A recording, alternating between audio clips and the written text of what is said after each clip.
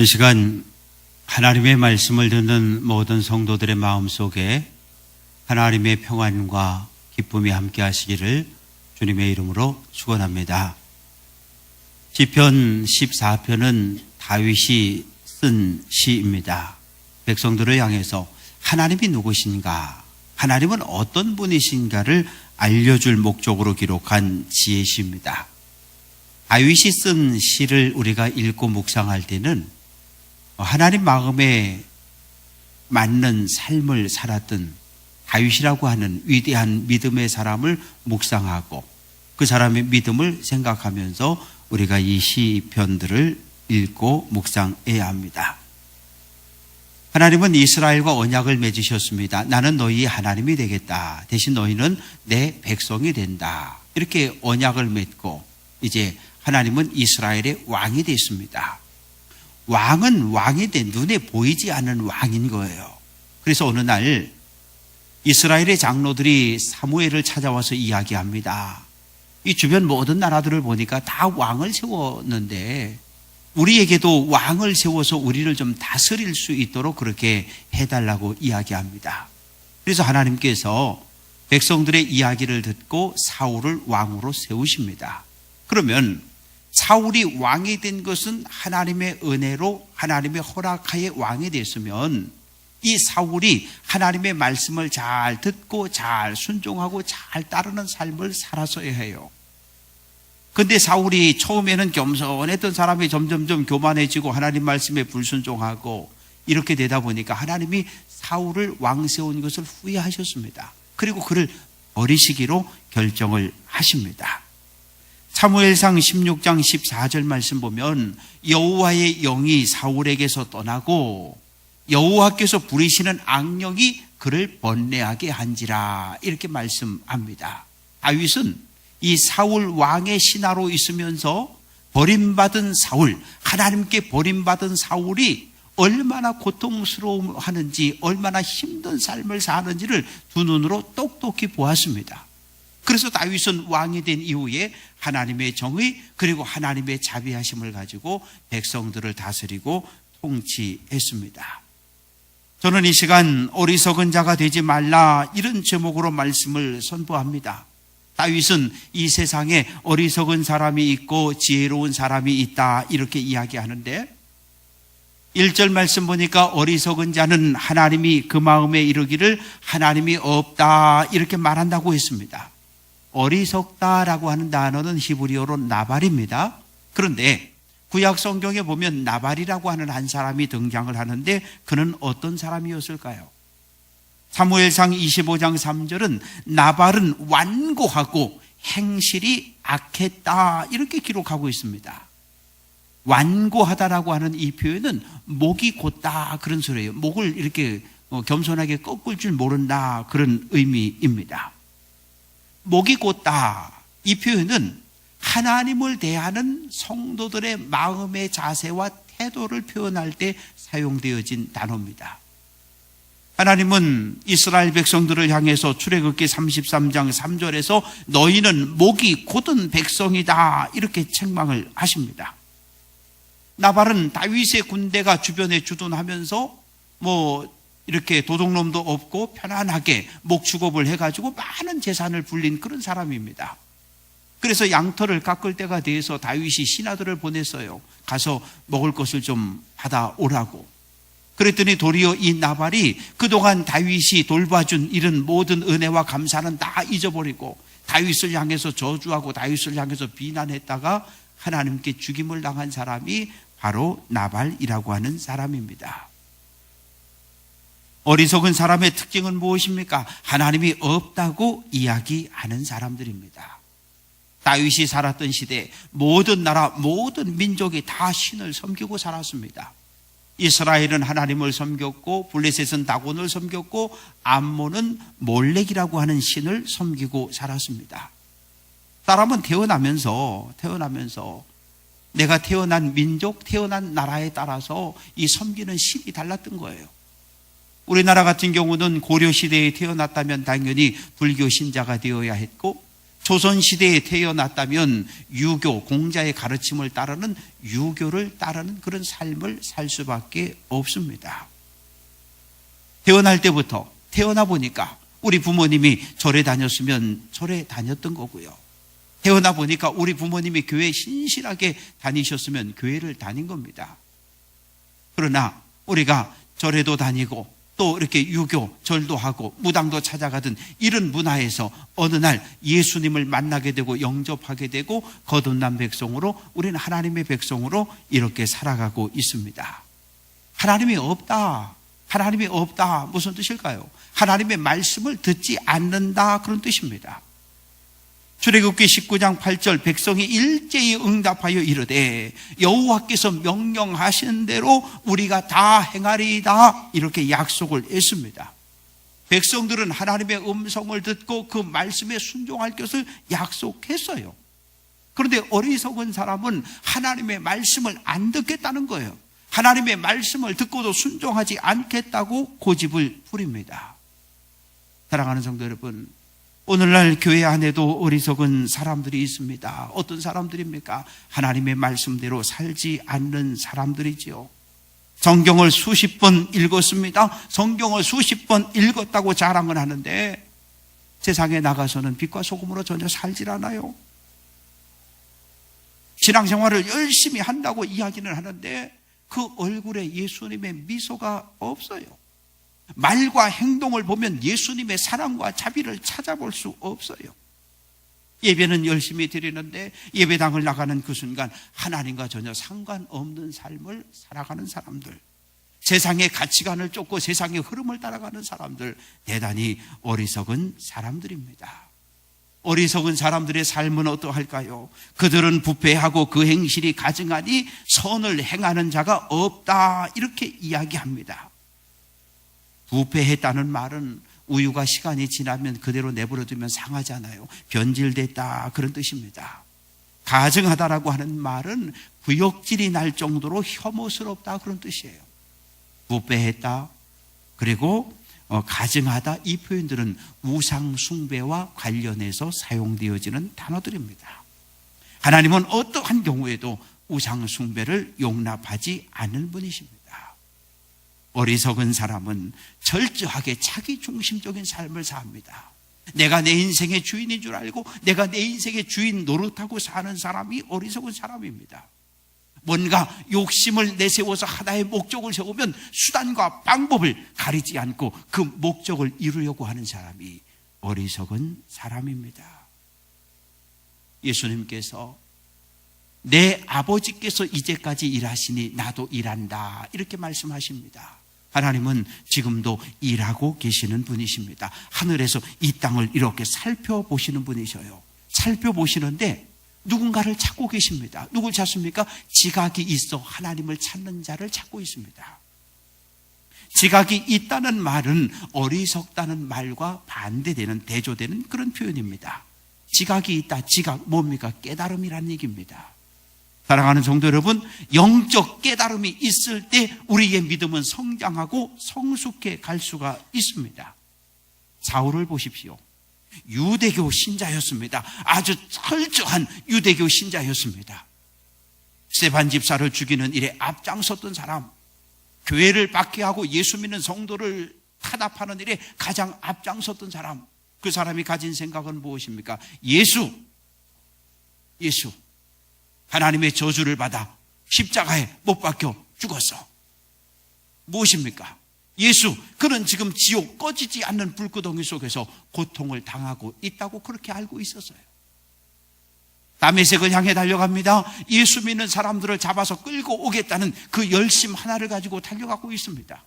갑자기 이 길을 가고 있는데 하늘에서 빛이 쫙 둘러 비추더니 눈이 멀어버렸어요.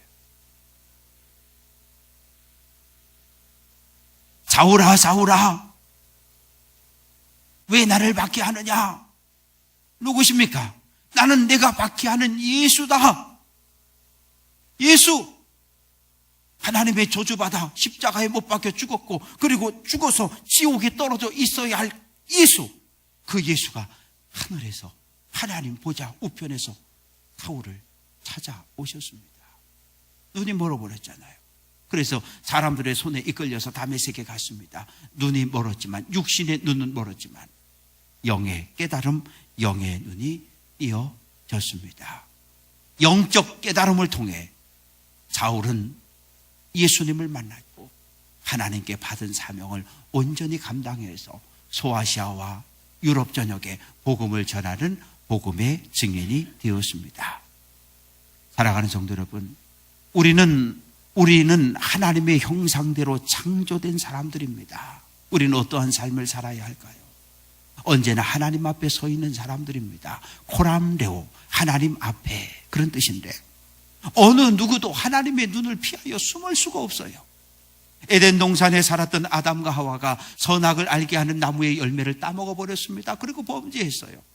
벌거벗은 수치를 보게 되었고 나무와 나무 사이 그 어두운 그늘에 숨어버렸습니다.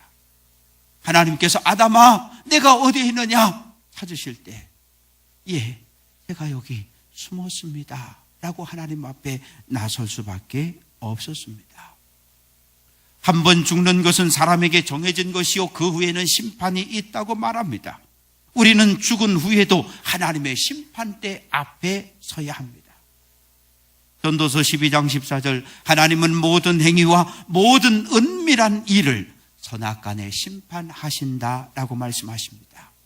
살아서도 하나님 앞에 서 있는 존재요, 죽어서도 하나님 앞에 서 있는 존재임을 우리는 늘 기억하며 살아야 합니다.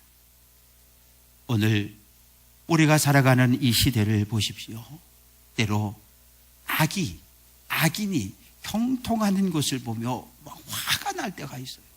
아니, 저렇게 나쁜 놈이 어떻게 저렇게 잘 살 수 있을까? 어떻게 저렇게 자꾸 승승장구 진급할 수 있을까? 겉과 속이 다른 많은 사람들을 우리는 보게 됩니다. 이사야 29장 13절, 주께서 이르시되 이 백성이 입으로는 나를 가까이 하며 입술로 나를 공경하나 그들의 마음은 내게서 멀리 떠났다, 이렇게 말씀하십니다. 우리는 영적인 깨달음을 얻은 사람들입니다. 예수 그리스도의 십자가의 구속의 은혜를 통해 하나님의 자녀가 된 사람들입니다. 어떤 삶의 자세를 가지고 살아가야 할까요? 타락한 시대를 본받지 말고 하나님의 말씀을 따라 사시기를 주님의 이름으로 부탁드립니다. 세상의 가치관, 세상의 문화를 따르지 말고 성령의 인도함을 따라 사시기를 주님의 이름으로 축원합니다. 내가 내 인생의 주인 될 수 없어요. 내 중심의 신앙생활이 아니라 하나님 중심의 삶을 사시기를, 그래서 말씀과 성령의 인도함을 받아 성령의 열매를 충만히 맺어갈 수 있는 귀한 성도들 될 수 있기를 주님의 이름으로 축원합니다. 그런데 어리석은 자는 달라요. 3절 말씀 보니까 다 치우쳐 함께 더러운 자가 되고 선을 행하는 자가 없으니 하나도 없다, 이렇게 말합니다. 치우쳤다, 빗나갔다, 그런 뜻이에요. 똑바로 가야 되는데 한쪽으로 치우친 거, 빗나간 거, 이거 빗나갔다는 얘기입니다. 하나님의 말씀대로 살지 않고 자기 고집, 자기 생각대로 산다, 그런 뜻입니다. 선을 행하는 자가 없으니 하나도 없다, 없으니 없다, 없다, 없다, 2번 반복하고 있습니다. 죄의 삭은 사망입니다. 하나님은 죄를 심판하시는 분이십니다. 소돔과 고모라가 왜 멸망을 당했습니까? 죄악이 가득 찼다, 관영했다 그랬어요.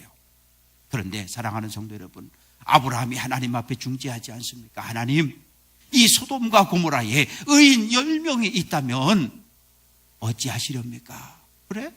의인 10명이 있으면 내가 소돔과 고모라를 향한 심판을 내가 미루겠다, 이렇게 말씀하십니다. 그러나 소돔과 고모라에 의인 10이 없어 결국 불과 유황으로 심판을 받고 말았습니다. 예루살렘은 어떠합니까? 예레미야 5장 1절, 너희가 만일 정의를 행하며 진리를 구하는 자를 한 사람이라도 찾으면 내가 이 성읍을 용서하리라, 하나님 말씀하셨어요. 그래서 예레미야가 열심히 예루살렘 거리로 달려갑니다. 의인이 있는가? 진리를 쫓아 사는 이가 있는가? 정의를 행하는 자가 있느냐? 없던 거예요. 없습니다.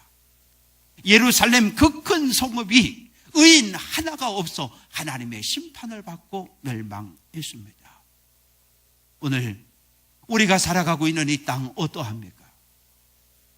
왜 세상이 이렇게 타락했느냐? 왜 세상이 이렇게 부패했느냐? 세상을 비난하고 탓할 것이 아니라 이 세상을 구원할 힘과 능력을 가진 의인 한 사람이 없음을 우리는 한탄해야 합니다. 누군가 다른 사람이 의인이 되어주기를 원하고 누군가 다른 사람이 의인 열 속에 들어가기를 원하는 것이 아니라 바로 내가 예수를 그리스도로 영접한 우리가 하나님이 찾는 의인의 삶을 살아가시기를 주님의 이름으로 축원합니다.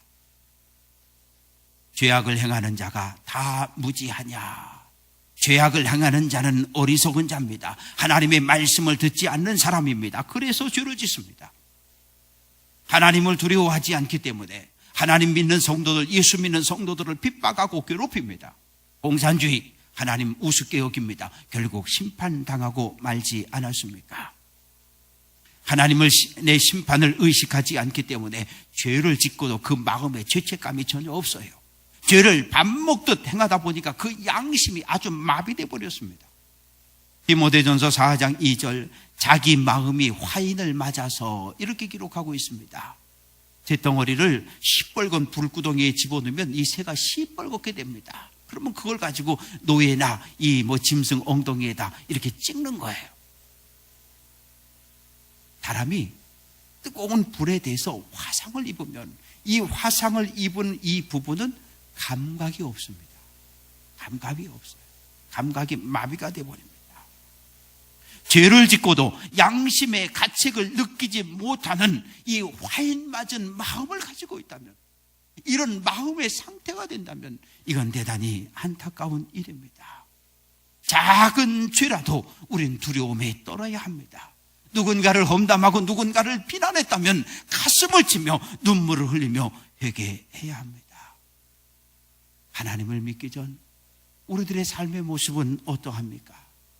에베소서 2장 1절, 허물과 죄로 인하여 죽었다. 에베소서 2장 3절, 본질상 진노의 자녀였다, 이렇게 말합니다. 죄 때문에 하나님과 나와의 관계가 끊어졌고 영적인 단절이 생겼는데 예수 그리스도의 십자가의 구원을 통해서 이제 우리가 하나님의 구원을 받고 하나님의 자녀가 되고 예수 그리스도의 제자가 되었습니다.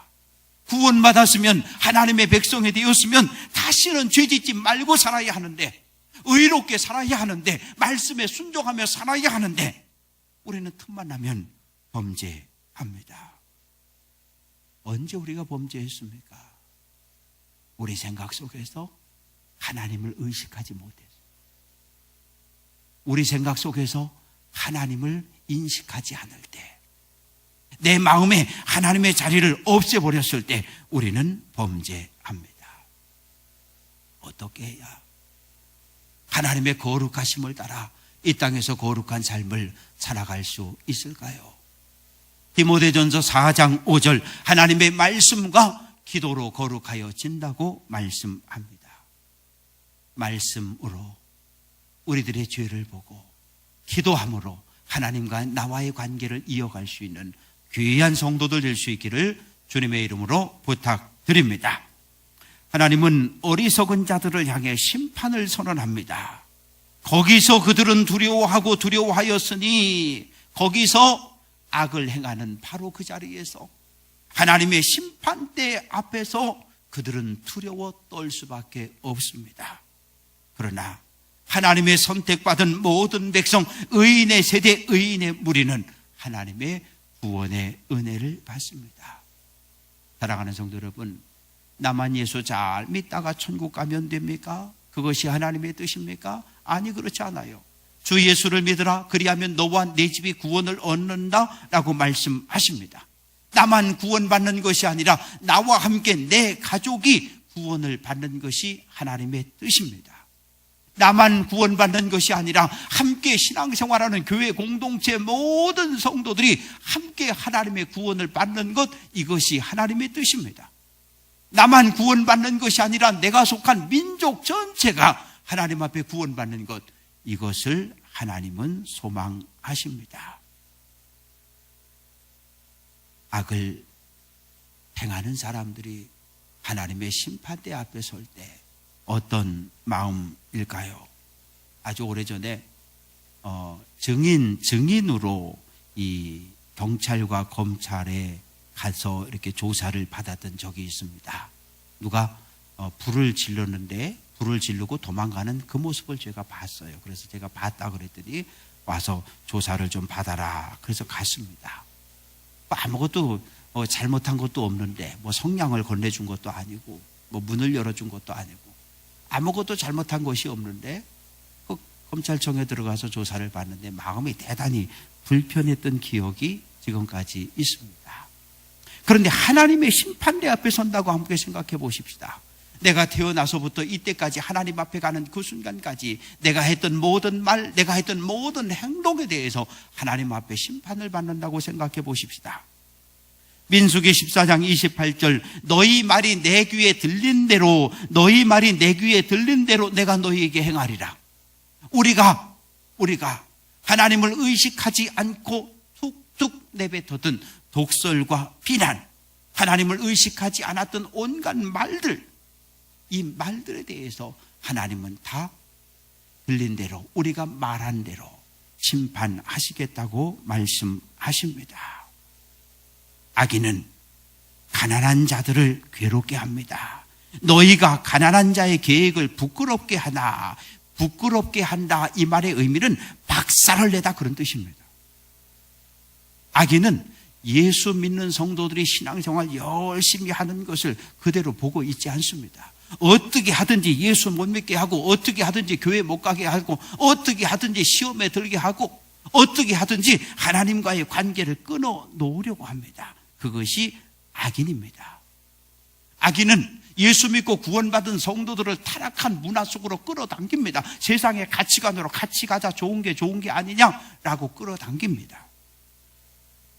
그러나 오직 여호와는 그의 피난처가 되신다. 하나님은 구원받은 성도들의 영원한 피난처가 되어 주십니다. 시편 91편 1절 그는 나의 피난처요 나의 요새요 내가 의뢰하는 하나님이다, 이렇게 말합니다. 우리 주변에 마지막 최후의 피난처를 잃어버린 사람들이 있어요. 고통과 절망과 외로움 속에서 그 누구 하나 기대고 상담할 수 있는 사람, 피난처가 없는 사람들 어떻게 합니까? 스스로 목숨을 끊어버리는 거예요. 우리 모두에게 피난처가 필요합니다. 예수 그리스도, 그분은 우리 모두의 피난처이며 우리의 마지막 희망이요 소망입니다. 7절 말씀 보니까 이스라엘의 구원이 시온에서 나오기를 원하도다 라고 말합니다. 다윗은 이 시편 14편을 쓸 때 1절은 탄식과 슬픔으로 시작했지만 이 마지막 7절은 구원에 대한 소망, 기쁨으로 시를 마무리하는 것을 볼 수 있습니다. 구원이 시온에서 나오기를 원한다. 시온은 예루살렘을 말하고 예루살렘에는 하나님을 예비하는 예루살렘 성전이 세워져 있습니다. 하나님의 구원의 손길이 예루살렘 성전에서 시작될 것을 소망하고 있는데 성전엔 무엇이 있습니까? 하나님 임재의 상징 하나님의 언약궤가 성전 안에 있습니다. 다윗이 왕이 되고 이 시온성을 빼앗고 다윗성으로 이름을 바꾸고 가장 먼저 한 일이 무엇입니까? 하나님의 언약궤를 예루살렘으로 시온성으로 모셔오는 일이었습니다. 얼마나 기뻤는지 몰라요. 그래서 사무엘하 6장 14절 말씀 보면 다윗이 여호와 앞에서 힘을 다하여 춤을 추었다, 이렇게 말하고 있습니다. 시편 3편 7절 여호와여 일어나소서, 나의 하나님이여 나를 구원하소서, 다윗은 부르짖습니다. 사울왕에게 쫓길 때, 대적에게 쫓길 때 다윗은 언제나 하나님을 구원자로 부릅니다. 하나님이여 나를 구원해달라고, 하나님이여 어서 일어나셔서 나를 쫓아오는 더 대적들을 멸망시켜달라고 하나님께 부르짖습니다.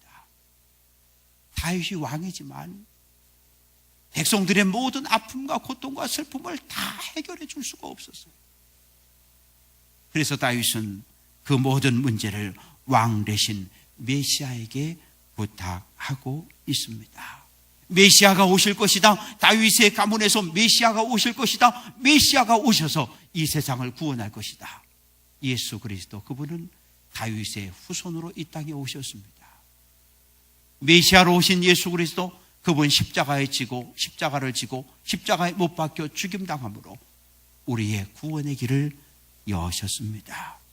오늘 이 땅에 세워진 모든 교회는 세상을 구원하는 방주의 역할을 감당해야 합니다. 사랑하는 성도 여러분, 교회는 교회다워야 합니다. 성도는 성도다워야 합니다. 그럴 때 하나님의 능력이 나타나고 하나님의 역사가 일어납니다. 교회에서만 하나님을 예배하면 그뿐입니까?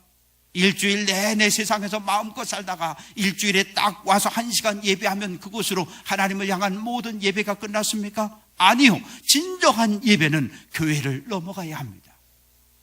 가정이 예배당이 되고, 직장이 예배당이 되고, 지역사회가 하나님 앞에 기도하는 기도처가 되고, 하나님을 찬양하는 찬양의 장소가 되어져야 합니다. 강단에서 흘러나가는 하나님의 말씀이 교회 울타리를 넘어 지역사회로 흘러 넘어가야 합니다. 사랑하는 성도들, 예수 믿고 구원받은 성도들 한 분 한 분의 얼굴 속에 하나님을 향한 찬양과 구원받은 감격과 감사가 가득해야 합니다. 여러분이 곧 살아있는, 걸어다니는 전도지요 복음의 증인들입니다. 하나님의 은혜가 이 교회를 통해 교회를 넘어 지역사회를 흘러 넘쳐야 하고 흘러 적셔야 합니다. 살아계신 하나님, 삶으로 보여주십시다. 선한 말, 사랑이 가득한 선한 행실과 섬김을 통해서 하나님의 살아계심을 드러내야 합니다. 그리고 외칩시다. 하나님의 심판이, 마지막 날 하나님의 심판이 우리를 기다리고 있다고 알려주십시다. 우리는 하나님의 은혜로 먼저 영적 깨달음을 통해 구원을 얻고 하나님의 백성이 되었습니다. 이제 하나님께 받은 사명, 때를 얻든지 못 얻든지 복음을 전하는 복음의 증인의 삶을 살아갈 수 있는 귀한 성도들 될 수 있기를 주님의 이름으로 간절히 축원합니다. 기도합니다. 아버지 하나님, 감사합니다. 죄로 죽었고 본질상 진노의 자녀였던 우리들, 예수 그리스도의 구속의 은혜로 살려주셨고 하나님의 백성 삼아주신 것 감사합니다. 호람네오, 언제나 하나님 앞에 서 있는 존재임을 기억하게 하시고, 말하기 전에 하나님을 생각하게 하시고, 행동하기 전에 하나님의 뜻을 묻는 깨어있는 성도들 되게 해 주옵소서. 어리석은 자처럼 하나님의 말씀을 듣지 않고 하나님의 말씀에 불순종하는 삶을 살지 않게 하시고, 오직 예수, 오직 하나님 말씀에 순종함으로 이 땅에 보내신 하나님의 뜻을 온전히 이루며 하나님의 영광을 드러내는 귀한 성도들만 되게 해 주옵소서. 예수 그리스도의 이름으로 기도합니다. 아멘.